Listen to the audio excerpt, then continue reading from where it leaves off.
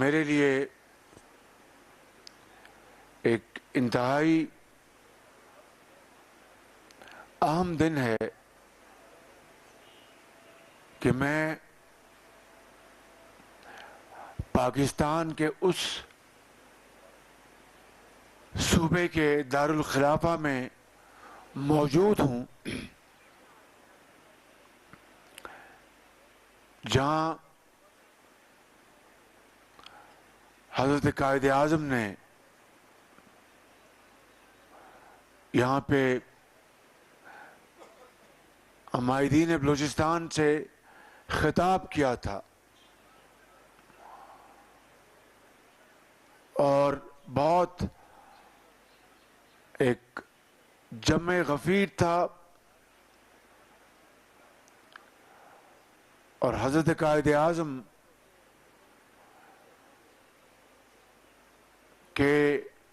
ارشادات کو وہ مجمع بہت سرداروں نے اور عمائدین نے بڑی خوش دلی کے ساتھ اپنی دل کی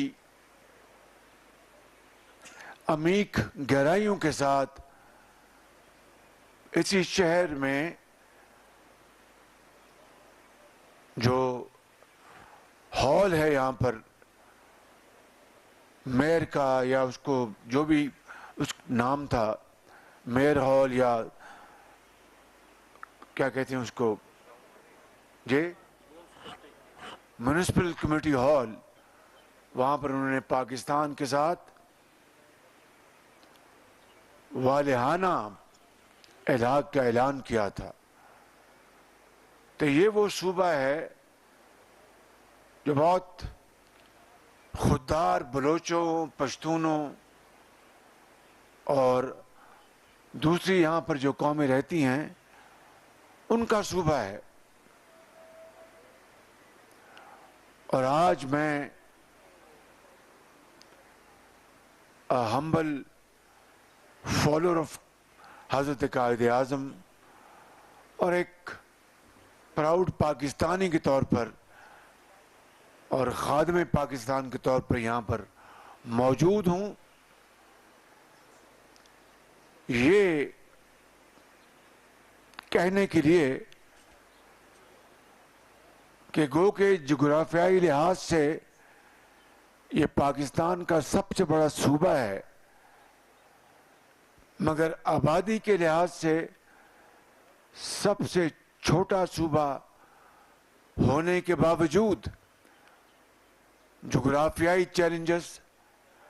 بہت لمبے فاصلے، مسافتیں، بنیادی سہولتیں نہ ہونے کے برابر یہ صوبہ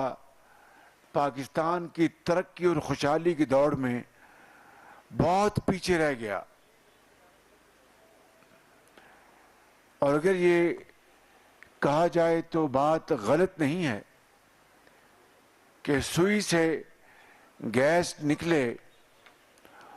تو پورا پاکستان مستفید ہو، مگر یہاں کے باسی، یہاں کے رہنے والے وہ فائدہ نہ اٹھا سکیں. چلیں گیس کو اگر مان بھی لیا جائے کہ دور دراز علاقوں میں پہنچوانے میں اگر کوئی دقت تھی تو باقی پاکستان کے ہر چپے میں تو یہ گیس گئی. اور اس سے بڑھ کر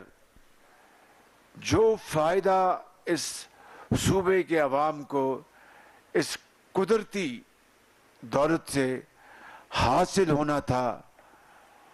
وہ 50 کی دہائیوں سے لے کر آج تک اگر آپ دیکھیں تو وہ آٹے میں نمک کے برابر ہے. اور اس کے بعد اس صوبے کو اللہ تعالیٰ نے بے پناہ معدنی قدرتی دولت سے مالا مال کیا ہے. سینڈک کے آپ تانبے کے ذخیرے کو دیکھ لیں،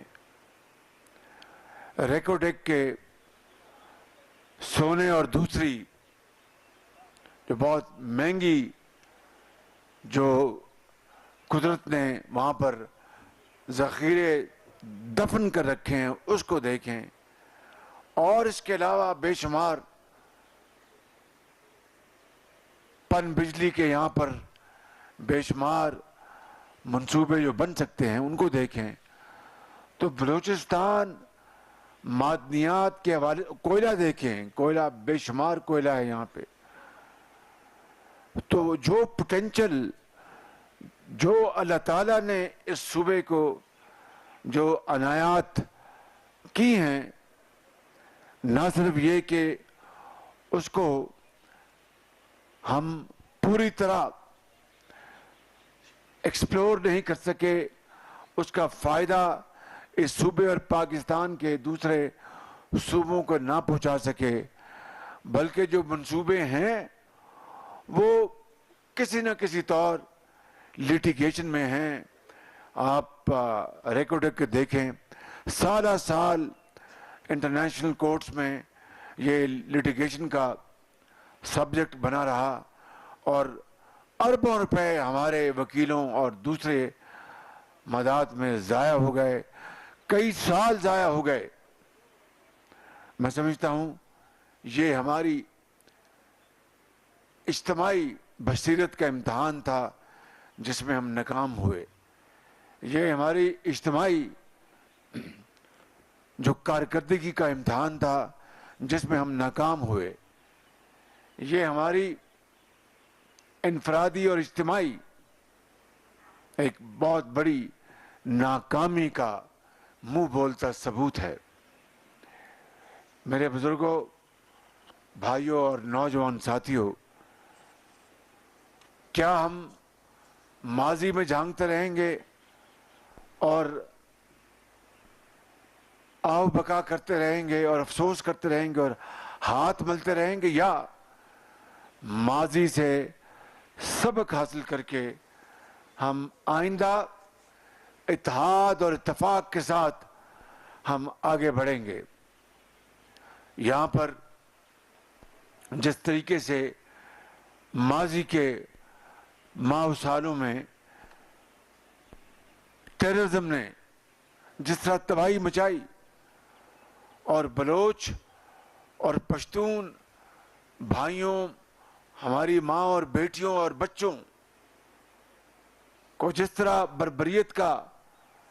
निशाना बनाया गया, उसकी अगर मिसाल